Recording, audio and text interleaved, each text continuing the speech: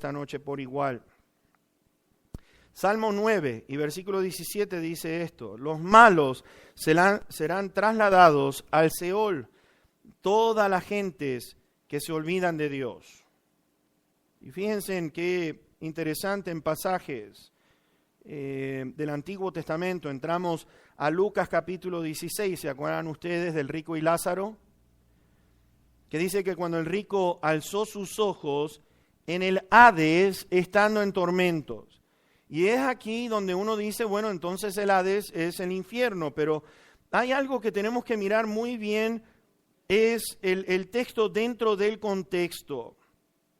Porque si el Hades, y la razón por esto, yo quiero que ustedes razonen conmigo, y después voy a dar una explicación, el por qué no es así como algunos piensan. Voy a dar la explicación, ¿ok? Y estén conmigo.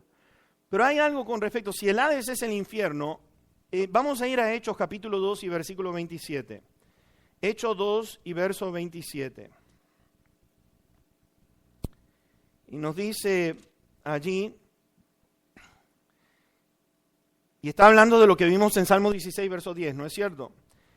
Pero este es Pedro predicando y está diciendo, porque no dejarás mi alma en el, ¿dónde? En el Hades, ni permitirás que tu santo vea corrupción.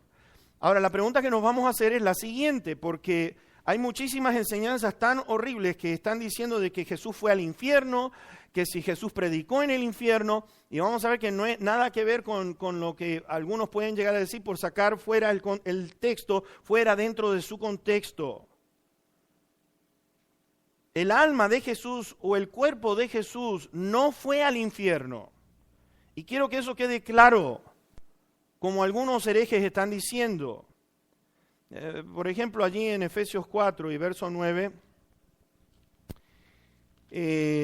un pasaje en el cual no solamente pero en otro por igual, y vamos a estar mirando ese, pero en Efesios 4, verso 9, dice, y eso de que subió, ¿qué es? Sino que también había descendido primero a las partes más bajas de la tierra. Entonces están diciendo, oh, fue al infierno. Pero mis hermanos, ¿qué es lo que ese versículo está diciendo? Cuando dice que fue a las partes más bajas de la tierra, ¿está hablando de qué? Está hablando de una sepultura, está hablando de una tumba. Primera de Pedro, que es de allí, de donde sale, vamos a ir allí, Primera de Pedro 3 y verso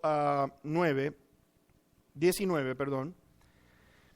Es aquí donde dicen, bueno, pero el Señor sí descendió al infierno y tenemos un versículo para comprobarlo. Y entonces nos dice a nosotros, en el cual también fue y predicó a los espíritus encarcelados. Ahora, fíjense en cuando sacamos un texto o un versículo fuera de su contexto, aquí es donde viene el error, porque hay algo que tenemos que entender, lo siguiente, ¿qué es lo que dice el versículo 18 y qué es lo que dice el 20? Y fíjense, vamos a razonar conmigo juntos. Porque también Cristo padeció una sola vez, verso 18, padeció una sola vez por los pecados, el justo por los injustos, para llevarnos a Dios, siendo a la verdad muerto en la carne, pero vivificado en espíritu, en el cual también fue y predicó a los espíritus encarcelados, los que en otro tiempo desobedecieron, cuando una vez esperaba la paciencia de Dios en los días de ¿quién? De Noé, mientras se preparaba el arca, en la cual pocas personas, es decir, 8, fueron salvadas por agua. Ahora, ¿qué es lo que dice el contexto? Está hablando de que la predicación fue en los días de ¿quién? En los días de Noé.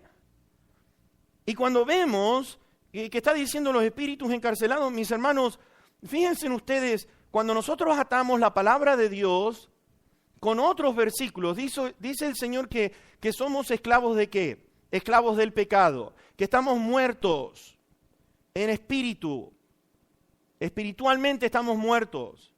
Por estar muertos espiritualmente, mis hermanos, el Señor Jesús, la razón por la cual viene es ¿para qué? Para dar libertad a los cautivos, para libertar a aquellos que están bajo la opresión de Satanás, para dar libertad. Por lo tanto, nosotros somos ¿qué? Somos espíritus que estamos encarcelados, esclavos ¿de quién? Del pecado. Por lo tanto, el verso 20 nos está diciendo exactamente eso, que somos esclavos del diablo, como estaba en los días de Noé.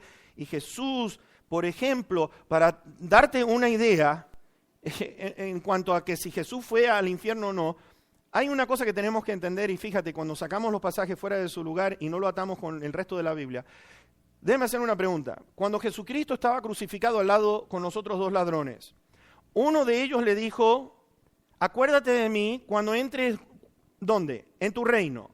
¿Cuál fue la respuesta del Señor Jesucristo? Hoy estarás conmigo en el infierno. Le dijo, hoy vas a estar conmigo, ¿en dónde?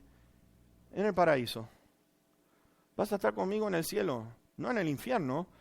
Vas conmigo al cielo.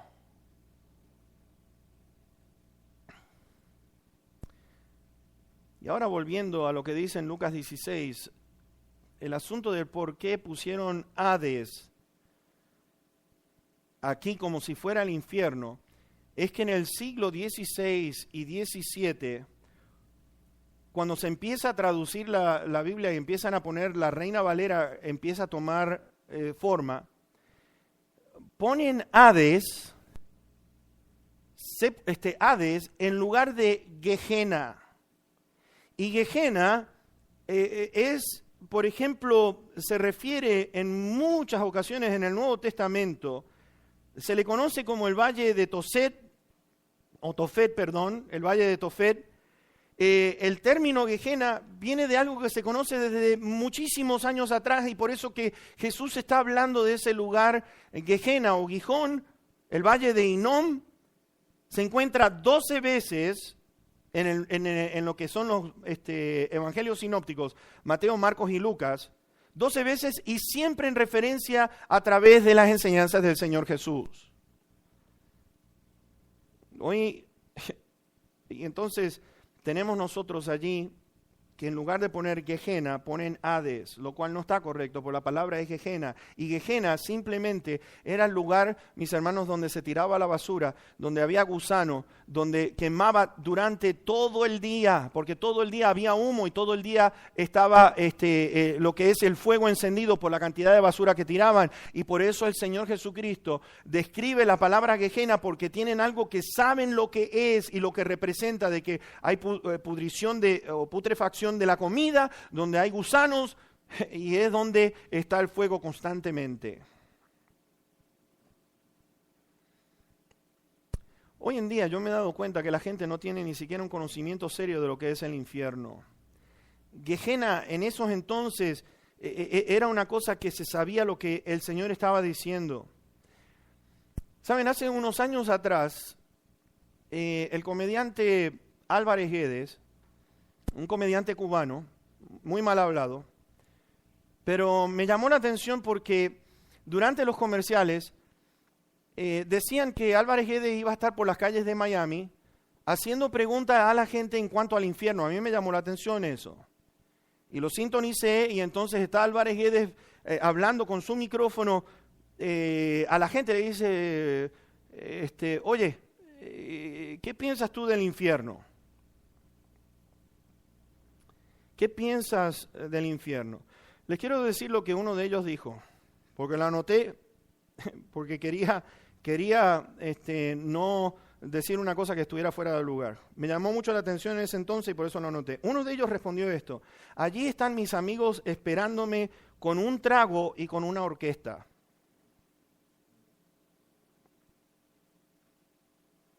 Le pregunta a otro, y este otro le dijo, oye, le dice, el infierno, cigarrillos, bebida y mujeres. Como si ese fuera el centro de atracción. Cigarrillo, bebidas y mujeres. Así que cuando empezamos a ver de que no hay noción absoluta, vienen nociones como este otro, Víctor Hugo, que fue un poeta y un escritor francés, dijo esto: un infierno inteligente sería mejor que un paraíso estúpido.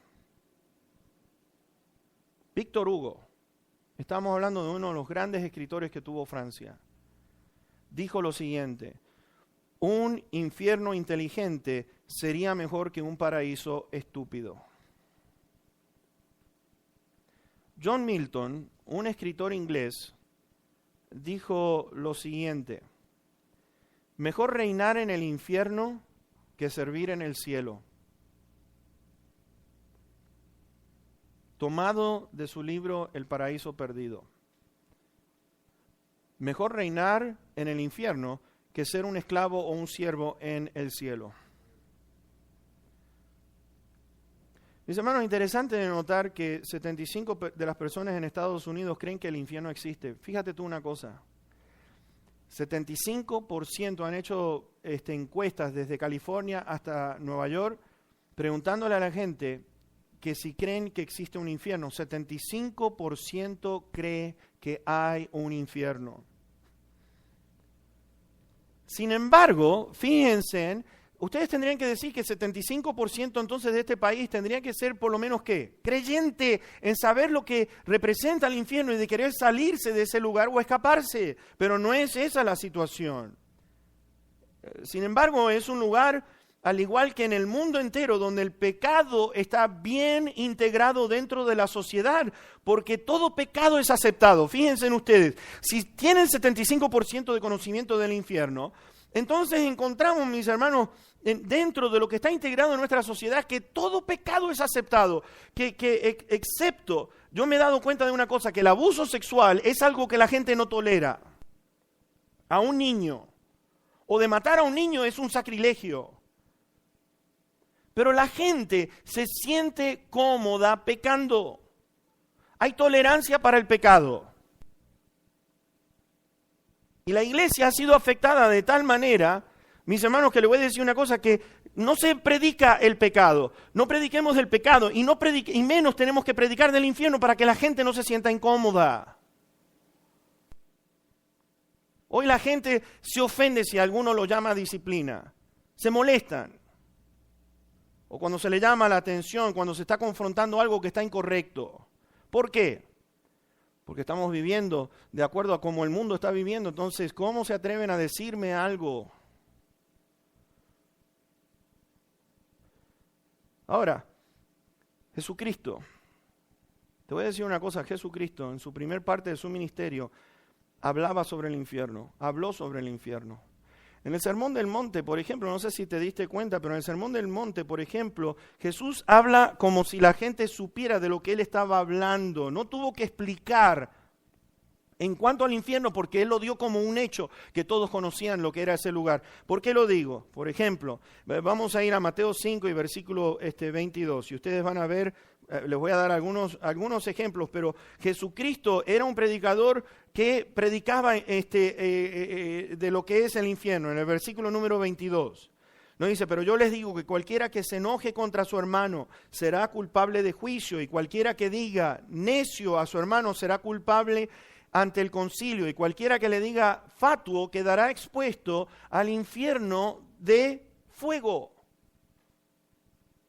Vemos el versículo 29 y 30. Por tanto, si tu ojo derecho te es ocasión de caer, sácalo y échalo de ti, pues mejor te es que se pierda uno de tus miembros y no que todo tu cuerpo sea echado al infierno. Y si tu mano derecha te es ocasión de caer, córtala y échala de ti, pues mejor te es que se pierda uno de tus miembros y no que todo tu cuerpo sea echado al infierno.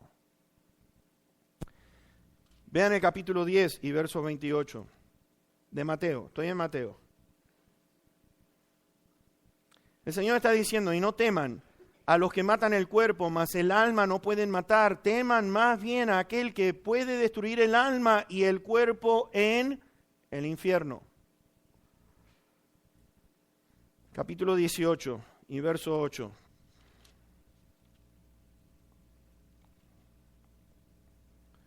Por tanto, y vuelve otra vez a mencionar exactamente lo mismo, por tanto, si tu mano o tu pie te es ocasión de caer, córtalo y échalo de ti, mejor te es entrar en la vida cojo o manco que teniendo dos manos o dos pies, ser echado en el fuego eterno. Capítulo 23, y vean el versículo 15 y 33. Capítulo 23, verso 15 y 33. Ay de ustedes, escribas y fariseos hipócritas, porque recorren mar y tierra para hacer un prosélito, y una vez hecho le hacen 2 veces más hijo del infierno que ustedes. Versículo 33. Serpiente, generación de víboras, ¿cómo escaparán